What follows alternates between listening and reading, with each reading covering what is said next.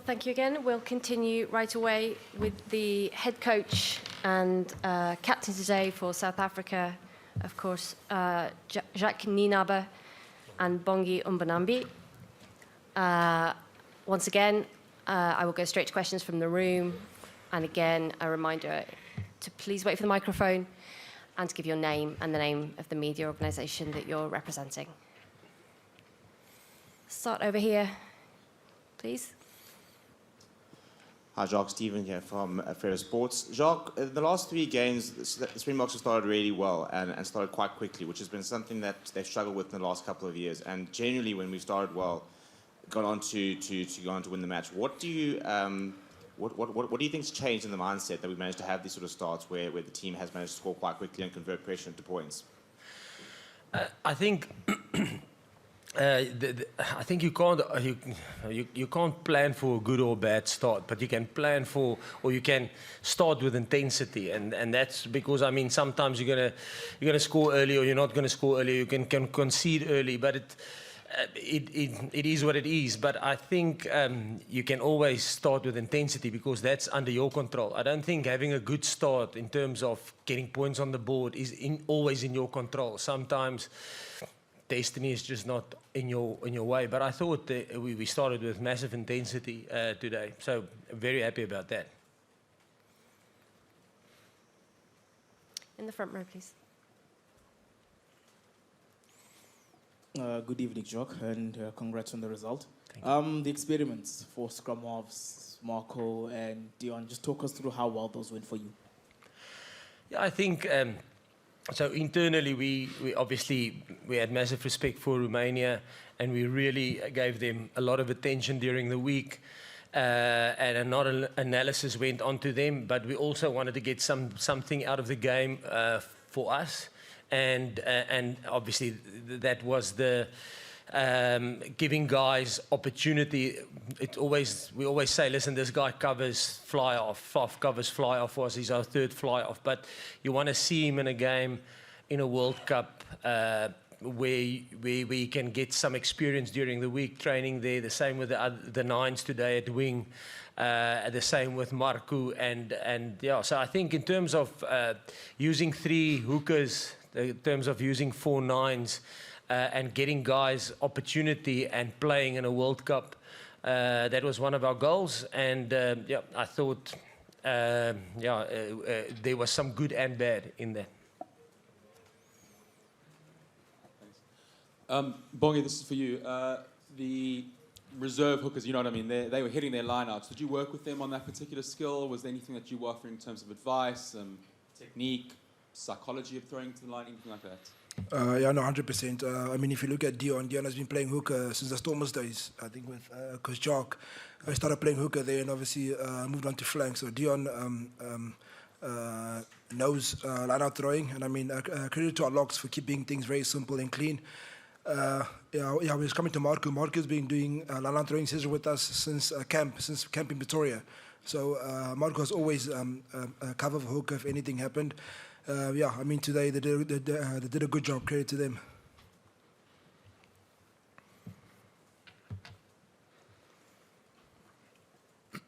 Bonjour Jacques, Pablo Ordas, Midi Olympique. Qu'est-ce que vous avez pensé du match de Cobus, Reynac, et à quel point ces 3 essais en début de match vous font du bien?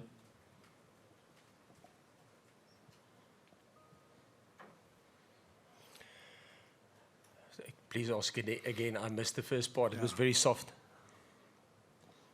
Qu'est-ce que vous avez pensé du match de Cobus, Reynac, et à quel point les 3 essais qui marquent vous font du bien?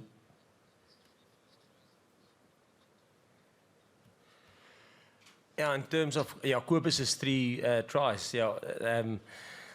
He did it in 2019. I think he's got the quickest hat-trick in World Cup history. I might be wrong, but I think that is something that he achieved in 2019. And today, I think he was a couple of minutes out on his own record. So, no, it was fantastic.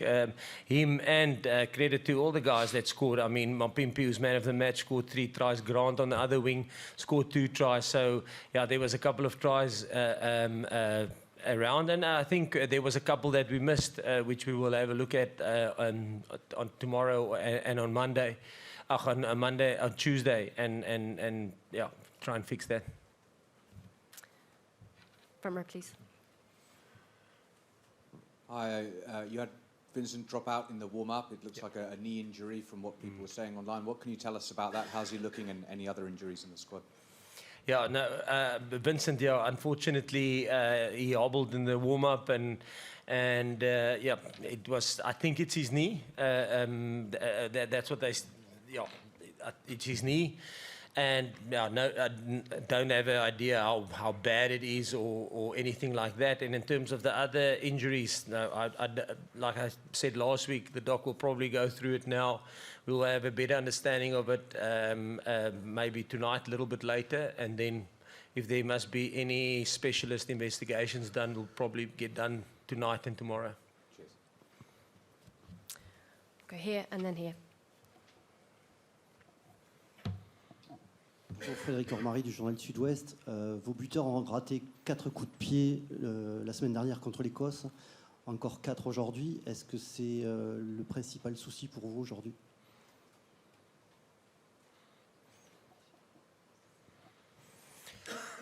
I think we had 11 conversions taken today with 2 different kickers, and I think they nailed. The one was a penalty try, so they didn't have to kick that. But I think they missed 4, like you say, 4 out of 11. They must just keep on working. Not an issue for me.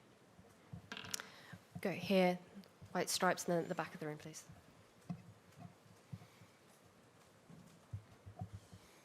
Jacques, just to come back on your first reply about your experiments, you said that there were some good and bad things about these experiments. Can you please develop? Thank you. Oh, sorry, Simon Walser, Mbonambi, but we don't care. Yeah, no, yeah, we will have a look at them. I think, obviously, having Grant scoring 2 tries, and he's a specialist 9, that can be a third option at wing. The same with Faf, specialist 9, but can be a third option at fly-off. So yeah, I think the fact that they had a game time in that position. So obviously they trained in those positions during the week. So they got a couple of reps in training, and then having to do that under pressure in the conditions against a team like Romania today, yeah, that was the positive out of it. And obviously there will be some things that you can see you could do better, because it's easier in training. There's no pressure on you, but doing it for your country in a World Cup, there's pressure to execute. So yeah, but we will probably pick up certain things that they didn't execute that well, and we'll work on that. Bonjour Jacques, Nicolas Paolorsi pour la radio RMC. Qu'est-ce que vous attendez désormais après le début de compétition parfaite du match contre l'Irlande, et quelle est l'importance de ce match dans l'optique d'un quart de finale contre la Nouvelle-Zélande ou la France ou l'Italie? Merci.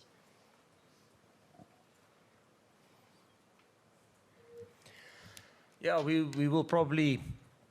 We've got a short turnaround, so we'll probably enjoy tonight, but in a probably controlled manner, because we play in 6 days again.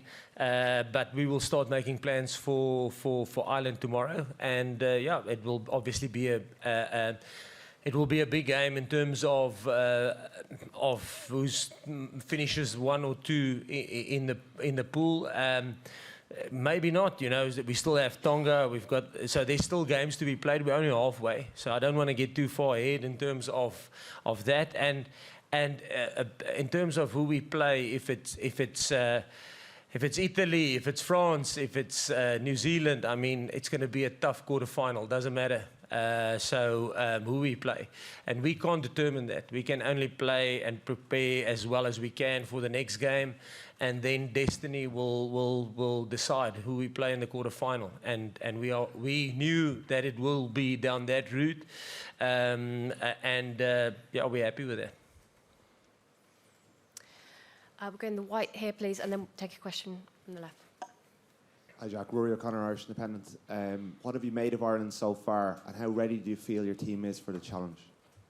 Yes, I'll be 100% honest with you. I didn't look at. I watched the game, but I didn't look at it from an analytical point of view. And like I mentioned last week, for us, it was focusing on today's match, and respecting them with the proper respect Romania needed, and put all the effort into that. But also our players that played tonight, we had to make sure that we can't think about Ireland because it will be disrespectful towards the players that we selected for this game. Our job was to make sure that they are as good prepared for this specific match to perform, to give them an opportunity to get selected next week. So that was the focus. Watched Ireland, scanned them a little bit, but the analysis on them will start tomorrow. Probably we'll have to have a look and see what our injury status look. Are we ready for them, or do we feel ready for them? We'll probably have a good look at what the injuries look like tonight. I think credit to Romania.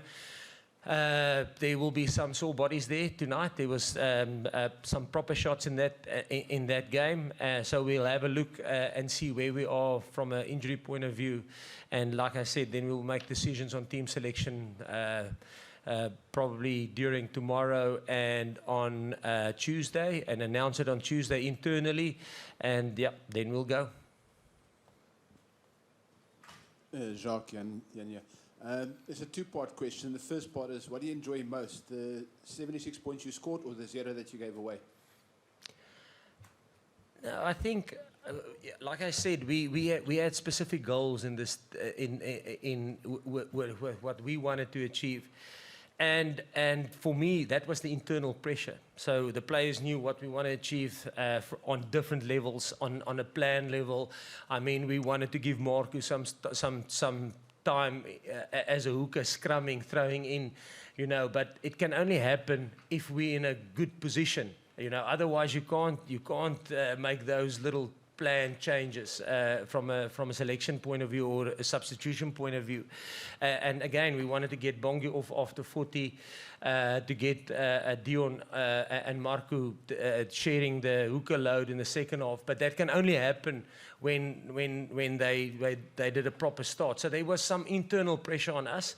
But yeah, I must say, from a defensive point of view, like I said, we really gave Romania a lot of attention in the week. We were well prepared. We had our defense session at Stad Majol in front of, I think there was a couple of thousand people. It was an open session for us, so there was a nice vibe at the training session, and we worked really hard to make sure that we are well prepared for them from a defensive point of view. So obviously happy with the performance that went out there. The fact that it went to 76 points or went to 0 points, I mean, sometimes the scoreboard goes for you or against you, but the effort was there, the intensity was there, and that I really enjoyed. You touched on the intensity, but given the way the guys performed, has your selection process for the big game next week suddenly become a lot more complicated?